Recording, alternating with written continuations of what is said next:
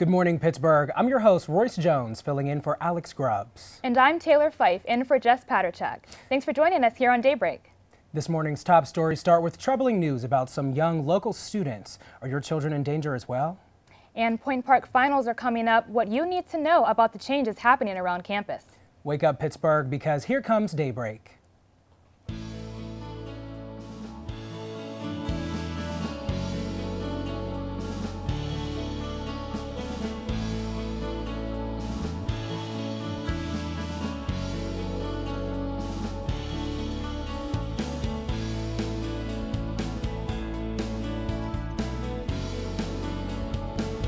Start your morning with us, only on Daybreak.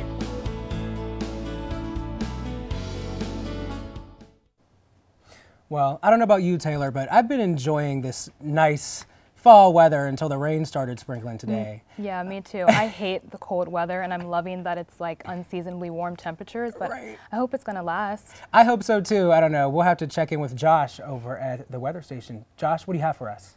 Well, guys, one of my favorite things to do on campus here is to get a bike from the Student Center and take it throughout the city. You know, and once you get to December, as we are officially in today, you think that bike season is officially over. Not the case as we begin December. Temperatures in the upper 40s for this entire weekend. As we move into Sunday and even Monday, it gets even warmer.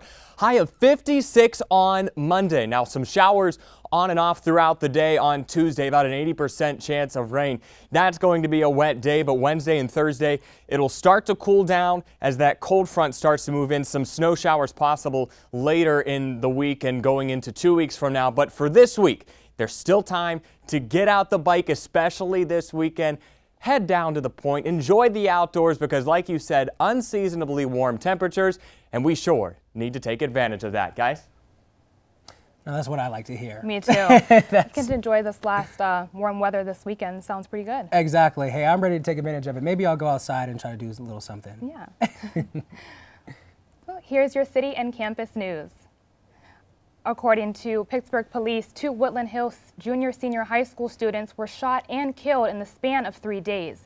The Pittsburgh Post-Gazette stated that 16-year-old Jeremy Turner of Turtle Creek was shot multiple times around 11 p.m. on Monday. The Post-Gazette also stated that on Saturday, 14-year-old Augustus Gray of Braddock was killed in Lincoln Leamington.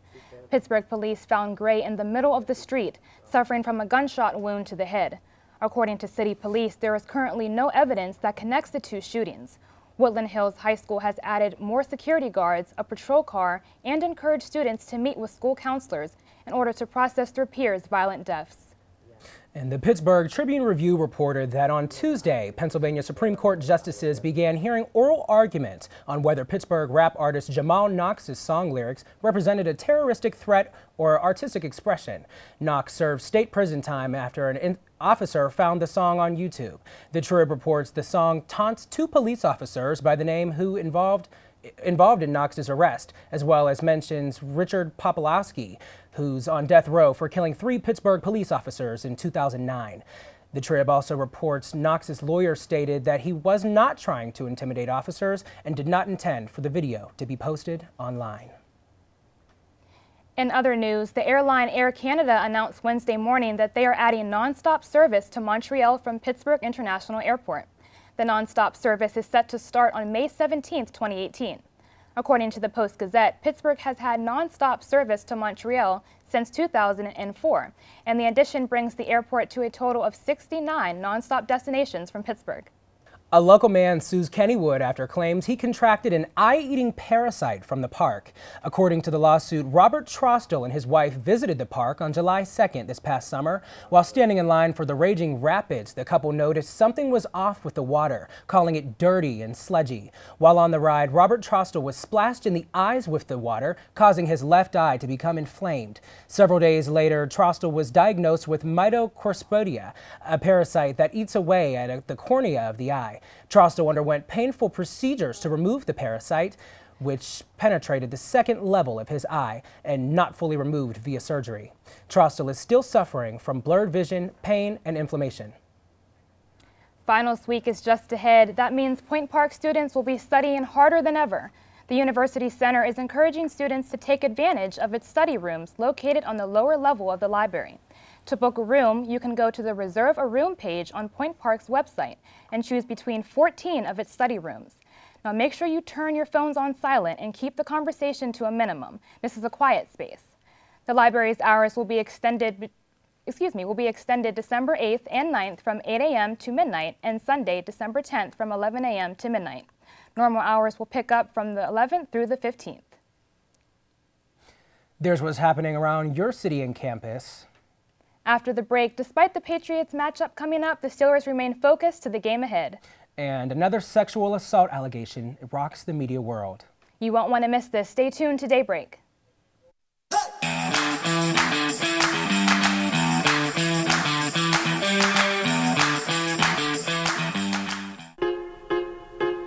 One is the loneliest number that you'll ever do.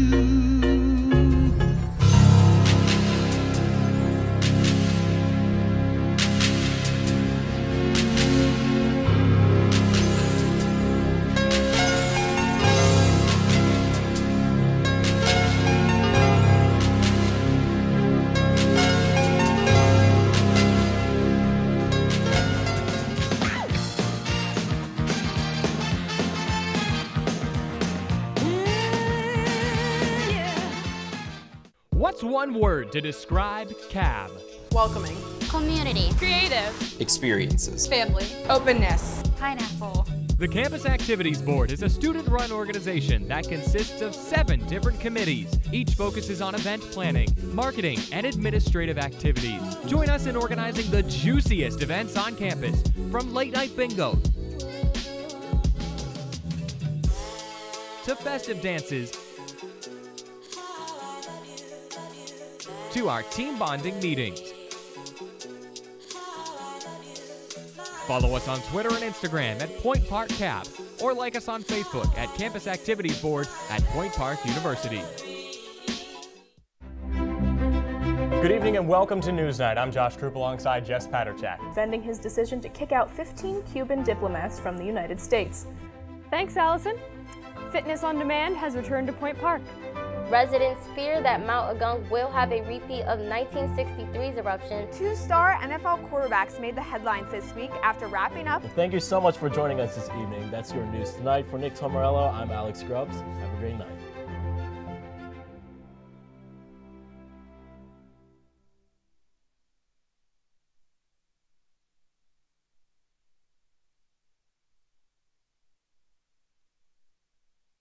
Welcome back to Daybreak. I'm Josh Troop back here for your sports news. Though the Week 15 matchup between the Steelers and the Patriots is coming up soon, the players insist that they're still focusing on this week's matchup against their division rivals, the Cincinnati Bengals. And rightfully so. Despite the Steelers owning the Bengals since 2002, going 15-2 in that stretch, the Bengals are a team that can do some damage, and not only on the scoreboard, but to the players themselves. It wasn't all that long ago. The Vontaze Burfict injured every member of the Killer Bees. This could certainly happen again if the Steelers aren't fully focused on this week's matchup. The Pittsburgh Penguins star goaltender Matt Murray went splat Murray when Philadelphia's Jacob Voracek crashed into him during a breakaway. The 23-year-old managed to skate off under his own power before limping down the runway, clearly favoring his right leg. Tristan Jarry stepped in for Murray, and the Penguins rallied for a 5-4 overtime win. Jarry appears to be the solution right now, and Pittsburgh also called up goaltender Casey DeSmith from the AHL. Jarry earned his first NHL win against the Lightning on November 25th, making 33 saves on 35 shots. Quote, "We believe he's a solid goalie," head coach Mike Sullivan said, according to NHL.com. He said, "I think the game he played against Tampa is a perfect example of what he's capable of. Tristan's going to have to make some timely saves for us game in and game out. And we believe that he can do that." So Josh, can you tell us a little bit more about where the Pens stand currently despite all of the injuries to the team? They play in a tough Metropolitan division that is really up for grabs at this point, and with the top 5 or 6 teams being separated by only a couple points. The Pens right now are, if the season would end today, are going to get that second wild card spot, but it is close. Every team in this division is tight. The Penguins need to pick up some steam because from this point on, really, every game matters. Now that's it for sports. Let's head over to the Daybreak News Desk with Nick Tomarello. Nick, what do we need to know in national news today? Thanks, Josh. North Korea launched a test intercontinental ballistic missile early Wednesday morning. According to a report by CNN, the North Korean government announced that their new Hwasong-15 missile flew 2,800 miles in the sky, spending a total of 53 minutes in the air before it hit the waters off the coast of Japan. Multiple reports say that the missile can and could have reached any part of the continental United States, including Washington, D.C. President Trump tweeted later Wednesday morning, quote, "Just spoke to President Xi Jinping of China concerning the provocative actions of North Korea. Additional major sanctions will be imposed on North Korea today. This situation will be handled." And finally, a suspect has been arrested in the series of Tampa homicides that resulted in the death of 4 people varying in the age from 20 to 60 years old. According to a USA Today report, the suspect, Howell Emmanuel Donaldson III, is being charged with 4 counts of first-degree murder. Donaldson was taken into custody on Tuesday following a tip about a gun at a McDonald's restaurant in which Donaldson was employed. Well, that's all I have for national news. Now give it back to the couch with Royce and Taylor. Nick, thank you. After the break, we bring back an old favorite on the show. That's right, Conversation Boulevard is coming back. Stick around, because we got more here on Daybreak.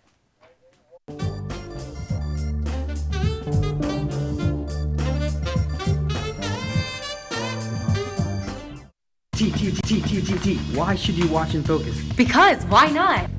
Turn. Why should you watch and focus? Because I produce it. Welcome to In Focus. Hello. This is so we don't run out of time. Put up a goal just because it... In a little bit closer, please. Let me bring this in. I wanted to do a game.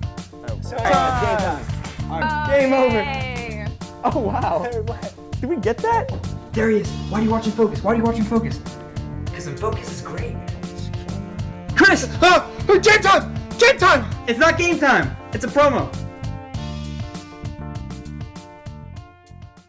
Start your morning with us. I'm your host, Jess Paterchek. And I'm your host, Alex Grubbs. Good morning and welcome to another episode That is what happened of at the Daybreak. I'm your cathedral. host, WPXI. The state wants to take $357 million out of a trust fund that Some is of that typically wintry diverted. mix stuff could get me. I'm gonna care for you. What up? The diva himself. Only on Daybreak. 55% of all U.S. multiracial adults have been subjected to racial slurs or jokes. Where were you born? Being smart, pale, for a Filipino, to go back to Mexico. There goes that black boy over there. You like fried chicken because you're light skinned, you are a cock, you think that you're better than us. The N-word. They're good at jumping or climbing. Border hopper, made taco, English your second language. Where's your green card? Cut the jokes, stop the stereotypes.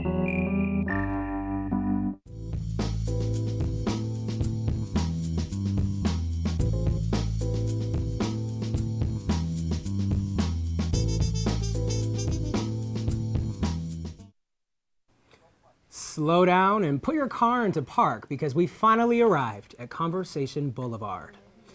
We have Nick Tomarello here with us. Nick, welcome. Thank you for having me. Absolutely. We come back from the break with news of Matt Lauer, Today Show host, being fired from his position there at the Today Show. Nick, I know that you've been doing some research on this. Tell us what's going on. Yes, so Matt Lauer was fired from NBC's Today Show Wednesday morning. And it was reported that by the NBC News chairman, he sent out a statement saying that at NBC, we don't take these allegations lightly. Originally, there was only one report, but as the news came out multiple times, it finally came out to where there were multiple women that were accusing Matt Lauer. And this is very different. We know a couple weeks ago, Charlie Rose was fired from CBS this morning, and he was accused of sexual assault also, But something that was different between CBS and NBC was that Rose was originally placed on leave, and then previously after that, he was then fired after what happened. Right. Now, Matt Lauer did release a statement, and I would like to read part of it now. He said, "There are no words to express my sorrow and regret for the pain that I have caused others by words and actions. To the people I have hurt, I am truly sorry." He ended with, "Repairing the damage will take a lot of time and soul searching, and I'm committed to searching and beginning for that effort. It is now my full-time job, and the last 2 days have forced me to take a very hard look at my own troubling flaws. It's been humbling. I am blessed to be surrounded by the people I love, and I thank them for their patience and grace." Wow. I know that also in that statement he made, he also addressed that some of the allegations may have been a little bit fabricated. However, it was enough evidence to make him feel embarrassed and ashamed of his actions. I honestly was in complete shock whenever I heard the story. I've been watching Matt Lauer on the Today Show since I was just a kid. I remember watching him with Ann Curry and Katie Couric on the Today Show. It's troubling, but it really proves that you never truly know what's happening behind closed doors in any workplace. And I do think that it's very brave for the accuser to come forward and admit this. And I think that in light of recent things we've seen in the media unfolding with sexual abuse, I think that it's kind of opened the door and set a better platform for women to feel more comfortable to come out about things like this that are happening to them. And I do think that it's important that they do and that they're not, scared or afraid to come out and talk about it. Yeah, I definitely, oh, I'm sorry, go ahead. I can only imagine what his co-hosts are going through. I remember when Savannah Guthrie and Hoda Kotb came out, they announced the news of the allegations, and I can only imagine because I remember Savannah saying, like, how do you reconcile with having known Matt for so long? He was a host on the show for like over 20 years, like 2 decades, so how do you struggle between balancing, I have a friend, I know him personally, but all these allegations are coming out, I don't know how to treat him. Right. So, I think that the Today Show and NBC News in its entirety are doing a very good job at reporting the news. Yes, this is one of their fellow colleagues. Yes, this is one of their friends, but it's their duty as journalists to report it. Megyn Kelly did the same. She, on her morning show, she also addressed it and addressed that very topic. It's our job as journalists to report this as truly and honestly and openly as we can, and Hoda and everybody else, the same. So I think that that's actually really great on their part.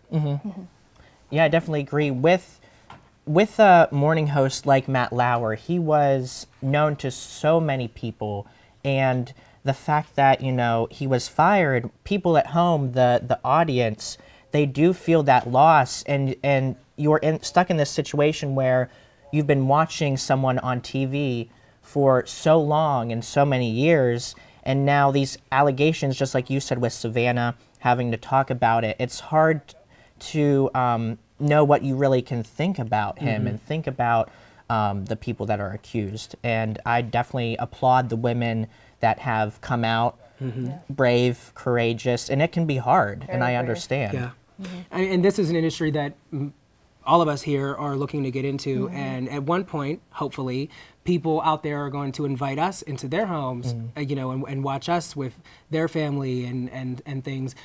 So I also think it's a little bit troublesome for the viewers because I feel as if they almost feel like they've built this relationship with these people that they're watching, and it's you think that you know somebody, you think that they're a good person, but you honestly never know someone's true colors. And I mean, I never took Matt Lauer to be a bad guy. I never, ever. I always took him to be a genuine, nice guy. So I am curious to see if more comes from this, if anything else will unfold. I don't know about you. Yeah, I'm looking forward to seeing, I know he released a statement earlier this morning, but looking forward to see where his career is going to go from now. Yeah. His credibility is probably, is surely gone. Right. So. Yeah. I wonder what's in store for him. I do too. I mean, he was at peak. I mean, he was on there for almost 20 years, since 1997. You're on a national news platform. Where do you go from there? Right. So I'm definitely curious to know. So I suppose we'll have to find out. Well, everyone, that was tough. It really was. Thank you so much for coming on and talking about it. I know it's a hard subject to talk about, but I really do appreciate it. Well, thank you for having me. Absolutely. Thank you for coming on. Well, that's Taylor? all that's all the news you need. I'm your host, Taylor Fife, filling in for Jess Paterchek. And I'm Royce Jones, in for Alex Grubbs, hoping your news is good news.